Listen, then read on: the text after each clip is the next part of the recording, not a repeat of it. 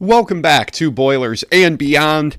I'm Jordan Jones. It is Sunday morning here, September 17th. Back here to talk about Purdue's 35-20 loss to Syracuse on Saturday night in Ross-Ade Stadium. For those of you who are a little bit newer to the show, on Sundays we just kind of come out, hang out, talk about whatever has my attention from Purdue's game the day before. A little bit less structured than the pregame podcasts, but, I've got the stats in front of me. I've got plenty of thoughts, plenty of observations from the night before, so let's go ahead and get on into it. Real quick, be sure to follow on Twitter if you don't already, at Boilers Beyond. You are always welcome to send me questions, comments, concerns there on Twitter or via email, boilersandbeyondpod@gmail.com. And be sure to subscribe. The season, still a long season to go for Purdue, and you won't want to miss anything.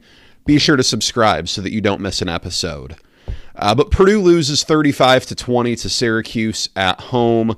A really nice atmosphere before the game. Good crowd on hand. Purdue filled up the stadium. A good atmosphere, a lot of energy around campus. Just kind of walking around before the game, some good enthusiasm for Purdue. And, look, if we're being honest here, it didn't last tremendously long. Syracuse gets off to a good start. Syracuse takes a 21-7 lead at half. Purdue cuts it to a touchdown twice in the second half. But really, throughout the majority of this game, there was no doubt who the better team was. And it was on the east sidelines wearing the orange helmets. Syracuse flat out deserved to win this game. Let's start with the obvious here. Garrett Schrader just absolutely killed Purdue. 184 yards through the air, 195 on the ground. I'm not great at mental math, but 379 yards total for Garrett Schrader? I mean, look, he's a good player, but you can't let one player have 379 yards on you and expect to win. That's just not a winning formula. And for Purdue, that's kind of the second time this has happened because Mikey Keene had a big game against you too. Now, he didn't do it both through the air and on the ground. He was pretty much exclusively through the air. But Garrett Schrader absolutely dominated Purdue. 4 touchdowns on the ground, 7.8 yards per carry for him. I'd talked about this on the pregame podcast that I was interested to see schematically what Purdue would do and how Purdue would try to keep Garrett Schrader from having a big game on the ground. Purdue tried things. Purdue tried to spy him. Purdue tried to pressure the living hell out of him and get the ball out of his hands early. But none of it worked. None of it worked at all. On some of these carries he had, there wasn't a Purdue defender in the same zip code as him. He was just wide open running down the field. His touchdown run, on his first touchdown run completely fools everybody. He's wide open. The only guy outside the hash mark as he's jogging it into the end zone. He has another one where I think it was a 38-yard touchdown run. He's just wide open running up the field. This was a problem for Purdue. I think it certainly exploited Purdue's lack of speed kind of at that middle of the defense. Purdue runs a unique system where you only have that one true middle linebacker and you have a safety kind of down a little bit with Dylan Thieneman playing way deep. But, Purdue did not have the ability to drop someone as a spy and contain Schrader. Schrader was able to outrun Purdue's spy a lot. Ryan Walters, after the game, was asked about this, and he didn't have a whole lot of answers, and it's hard to have answers. Garrett Schrader just absolutely dominated Purdue. He should win some Player of the Week awards. That was a dominant performance. Really, he was better through the air than the numbers indicate. He had a few throws yesterday that should have been caught and weren't. One on the first drive should have been a touchdown. I'm getting my notebook out here. But there were multiple times where I remember writing down, big drop for Syracuse. And oftentimes it didn't end up mattering. Syracuse got down and scored anyways. But, Garrett Schrader was really good. I thought Purdue defensively, I mean, look, they've got a good running back in Allen, and Purdue did fine in the traditional run game on him. 17 carries for 80 yards isn't great, but Purdue was fine in the traditional run game at slowing him down, especially early on. As the game wore on, I think Purdue started to tire out a bit, but, really, just Garrett Schrader single-handedly destroyed Purdue. And Allen was good catching the ball out of the backfield. Syracuse was not afraid to take deep shots on Purdue. I think that is fairly telling. It wasn't just at Cam Allen. Syracuse was throwing at everyone. Syracuse on that first drive, that ball that should have been a touchdown was at Marquise Wilson, the guy who was Purdue's top corner. Syracuse was willing to challenge Purdue really at any level. And that, that's not ideal. It's difficult to win games when you only score or when you give up 35 points. Just the math is going to tell you are not going to win a tremendous amount of games giving up 35 points. But when you flip it over to Purdue on the offensive side of the ball, I mean, this was a really difficult one.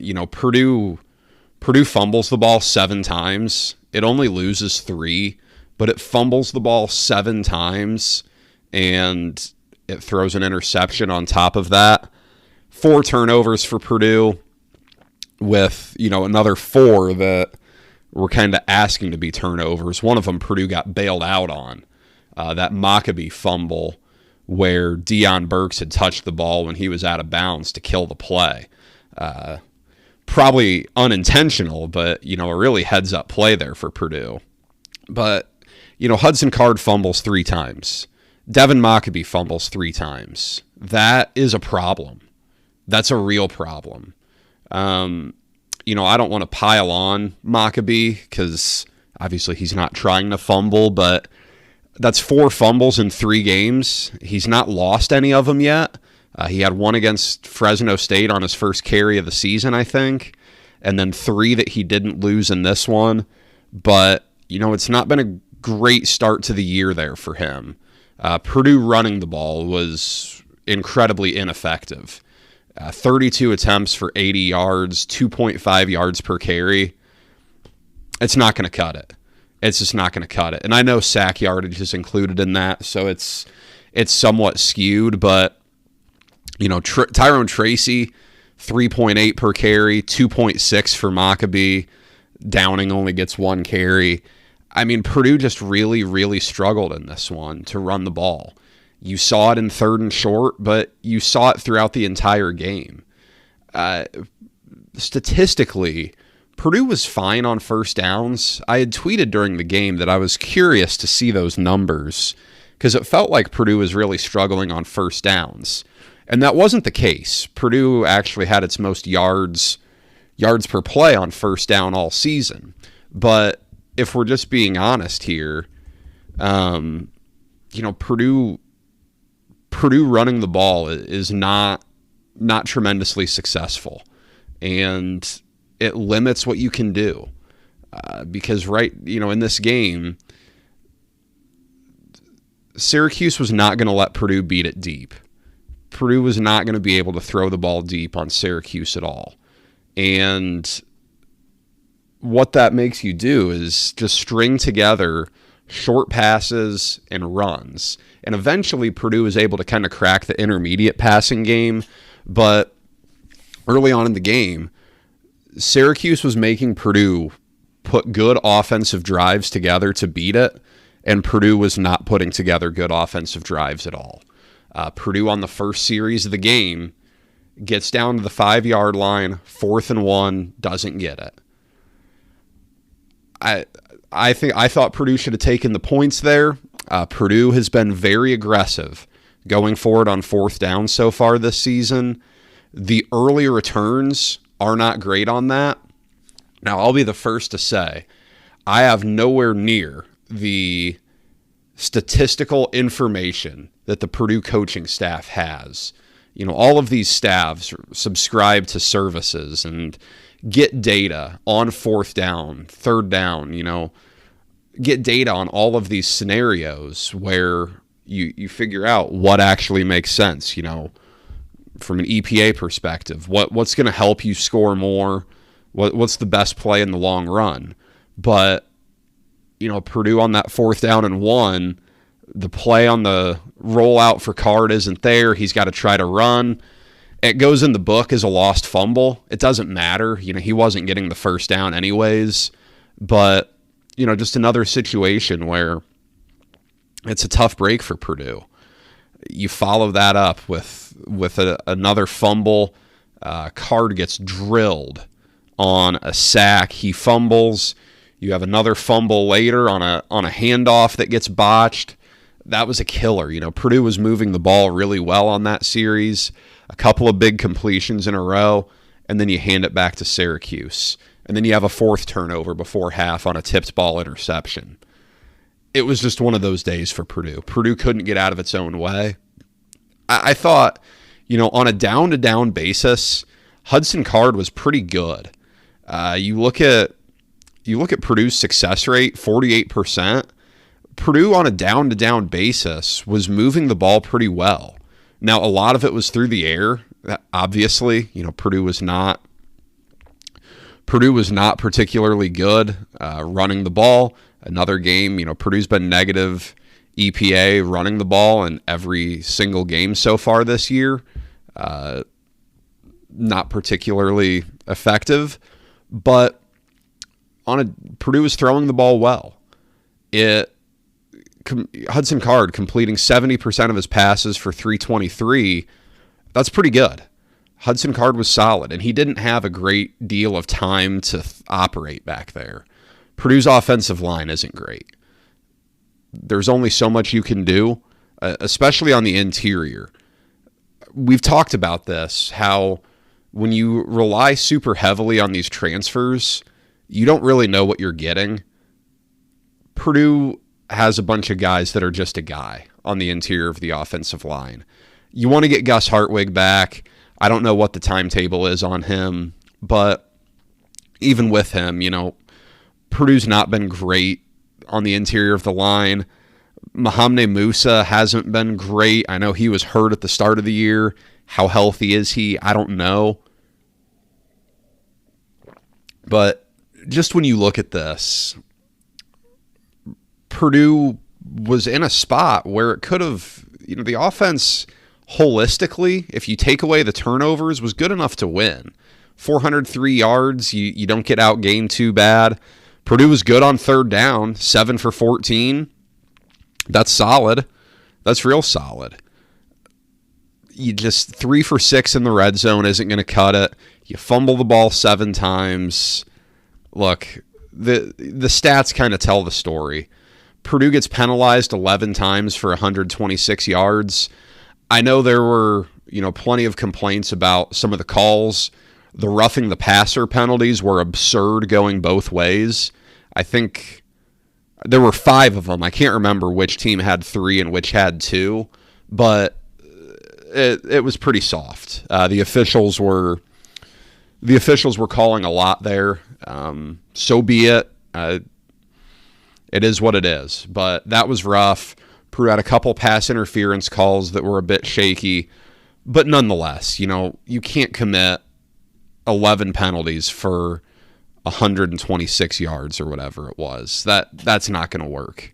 That's just not going to work at all.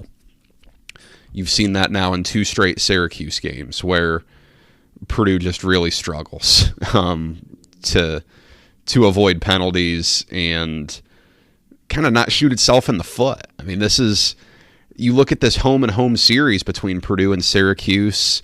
That's the story of it. Purdue shooting itself in the foot. Purdue had the game won at Syracuse last year. It commits penalties, kicks off from like the goal line more or less. Syracuse scores to win it. This year, Purdue fumbles it 7 times, throws another pick, commits 126 yards of penalties. Look, Purdue shoots itself in the foot. One thing, just kind of spitballing observations here, I'm amazed at how tight of a rotation Purdue's on at wide receiver. Not necessarily in the worst way. I mean, right now, Purdue has a really nice duo with Deion Burks and Abdur-Rahman Yassin. Those two have been really good so far. Yassin yesterday, 10 catches for 114. He was fantastic. He was really, really good. Burks, only 4 catches for 51. You could tell Syracuse was not going to let him beat him over the top.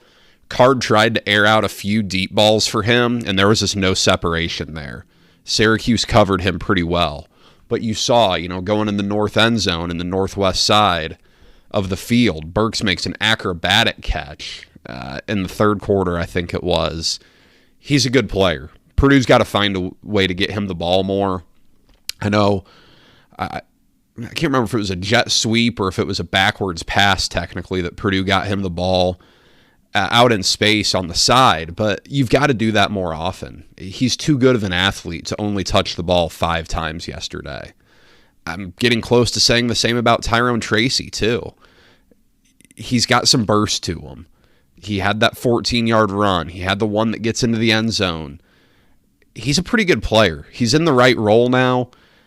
I'm not saying you got to take carries away from Maccabee or anything, but you've got to find a way to get Tracy the ball more because he's a really good player. It's a bit of a bummer that it's taken until now for him to play running back in college because I think it's pretty clear that's his most natural spot. I think his college career would look a lot different if he played running back from the get-go. A lot of complaints here about Graham Harrell that I've seen on Twitter and on message boards. Look, I'm not going to sit here and tell you that I think the play calling has been tremendous, but, Purdue's a little handcuffed in what it can do. There is only so much you can do on 3rd and 4th and 1. Running the ball up the middle's not been successful. I am not sure what type of responsibility Hudson Card has on some of these. Is it a read option or is it a handoff all the way? I don't know, but Hudson Card does not pull it for himself much at all. I don't know if that's in the play or not. These are the things that, as an outsider, we don't know. But clearly, Purdue in short yardage situations is not good. The offensive line's not getting much of a push. Purdue has 2 good running backs in Maccabee and Tracy, but neither of them is a bulldozer, plow through for 3 yards type of guy, like a Monty Ball was when he was at Wisconsin, or like a Braylon Allen at Wisconsin now. Neither of those guys are that type of running back. So, you can go in the passing game where it's a lot less of a sure thing. And we've seen Purdue twice this year try to hit that quick slant to Deion Burks on 4th and 1. It hasn't worked either time. There's only so much you can do. Purdue is a little bit limited in terms of personnel. I think Card is fine.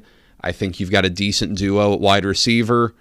Max Clare continues to look really good. I'm impressed with him at tight end. For a redshirt freshman, he's really solid. He's got his stuff together. He's going to have a nice career at Purdue. And I'm interested to see, even as Garrett Miller gets back to full health, who takes the majority of the snaps there at tight end. I think it might be Clare, if we're being honest here. Time will tell there, but right now I don't want to take any reps away from Clare. Not at all. One note, Syracuse passing the ball, 104 of their 184 yards passing were yards after the catch. Not exactly a great endorsement of Purdue's coverage ability or tackling ability. Take Pro Football Focus data for what it's worth. It's not always fantastic, but Pro Football Focus had Purdue at 25 missed tackles in this game. That's a problem. And a lot of them came up front at the line of scrimmage. That's a problem. That's a real problem. Purdue's got to be a little more sound there tackling. Just all in all, the better team won here. I've got a few questions I want to hit on from Twitter, but the better team won here. This wasn't a fluke. What we've seen now, non-conference is over, Purdue's 1-2. This has not been a fluke. Fresno State was the better team against Purdue, and Syracuse was the better team against Purdue. Purdue was the better team against Virginia Tech. Virginia Tech might be really bad. I don't mean to come on here and be like all Debbie Downer, because there are some positive things you can take away from this game for Purdue. Virginia Tech might be horrible. They just lost to Rutgers by 19. To Rutgers by 19. Not very good. As I said, there are positives. Hudson Card looks pretty solid. You've got something at receiver with Yassin and Burks. Keep an eye on Kydron Jenkins. He did not play in the second half. Ryan Walters didn't have any update in terms of injury for him, but that's a big one. You saw Will Helt get out there, true freshman, showed some nice flashes. He's going to be a good player. The combination of Will Helt and Dylan Thieneman, those are two true freshmen who are on the field for you. Last year's recruiting class was not one that, in the star rankings really, in the recruiting rankings really finished all that high. But you've got two guys who are instant impact out of that group already. That's very welcome to see. Dylan Thieneman, again, really good game, 14 tackles. Probably don't want your leading tackler to be the guy that plays 25 yards off the ball, but he's been really good at what he's being asked to do. It's not a great thing to start 0-2 at home. And I know that there is only, it's only so much you can do about what's home and what's away. But Purdue had a really good atmosphere last night. It was a sellout. It was, it was a pretty fired up crowd for the start of that game. By the second half, the student section was emptying out pretty good. By the fourth quarter, the stadium as a whole had emptied out pretty good. Purdue came into the season with some momentum. Not as much because of what it's done on the field. Granted, a lot of fan interest comes from what Purdue's done over the last 2 years. But even after his hire, Ryan Walters generated some buzz. Not that that's all gone, but a lot of that enthusiasm has moved on at this point. Purdue's 1-2. Purdue, Fresno State and Syracuse are both pretty good teams, I think, but they're not juggernauts that like the average fan would say, oh yeah, we should be losing to those teams. You don't want to lose too much momentum. Starting 0-2 at home is not a great way to do that, because to have a sold-out stadium, you need the casual fan that kind of comes and goes as the team is good. Starting out 0-2 at home is not great. Again, Purdue kind of got what it asked for with this non-conference schedule. I don't want to beat a dead horse here because I've talked about this in like half my episodes ever on this podcast. I think this is episode 177, and I've complained about scheduling in at least 70 of them. But when you schedule 3 formidable non-conference opponents, don't be upset when you're 1-2. Purdue, look, you're a 3.5 point favorite against Fresno, a 3-point dog against Virginia Tech, and a 2.5 point dog against Syracuse. I mean, that the Vegas numbers would tell you you're likely to go 1-2, 2-1, with 0-3 and 3-0 is, pretty big outliers in terms of likelihood.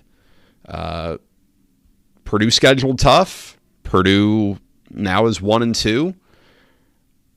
I think, it's not Ryan Walters' doing. He didn't schedule these games, but that it's kind of what happens when you schedule a pretty difficult non-conference, especially the way it lined up with a very new roster, new schemes on both sides of the ball. Purdue didn't have any time to ease into things. I think if you could have drawn it up, you would have preferred to play Indiana State, maybe get a MAC team in there, and then play Syracuse in your third game, because there's the old argument that these non-conference schedules battle test you. Syracuse played Colgate and Western Michigan They looked just fine. They were plenty good last night in Ross-Ade Stadium to win. I do want to get into a couple questions here. I had one about the receiving core. Purdue's receiving core is not bad. I think you do have a nice little group with Yassine, with Burks, and at tight end with Claire. I like that. I think you could probably do a little more out of the backfield with Tracy. Maccabee too. He could certainly get the ball more out of the backfield. It's just interesting how tight of a rotation this is on. TJ Sheffield quietly had 6 catches yesterday for 49 yards, but he's been a little more quiet than I expected this season. I don't know what to attribute that to, but he's not had a big year. But, clearly no one behind him is really pushing for reps. I mean, you don't see Mershawn Rice. You don't see Jaden Dixon-Veal. You don't see Elijah Canyon. You don't see these guys.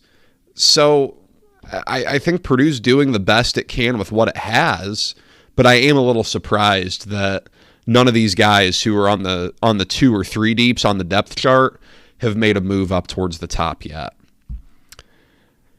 Dan, longtime listener, I thought Jeff Brom was bad in short yardage. How can this staff be worse? I get it. I mean, Purdue, on 3rd and 3 or shorter, Purdue goes 1 for 4. Purdue goes 1 for 4 on 4th downs yesterday. This is not a team that's particularly good in the short yardage. I think, it's inevitable to a certain degree. You're going to be in those spots. Does Purdue try to be a little bit more aggressive on 1st and 2nd down to stay out of 3rd and shorts, to gamble a little bit, to try to get more 1st downs early? I don't know. Do you try to do some more outside zone stuff? Do you try to do more read options? You can try to do RPO stuff, but I don't know how well you can trust your offensive line.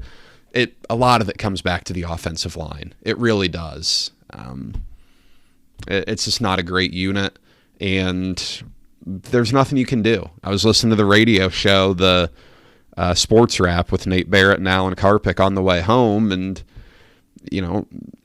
someone asked what can be done, and the answer is really not much. Your personnel is what it is at this point.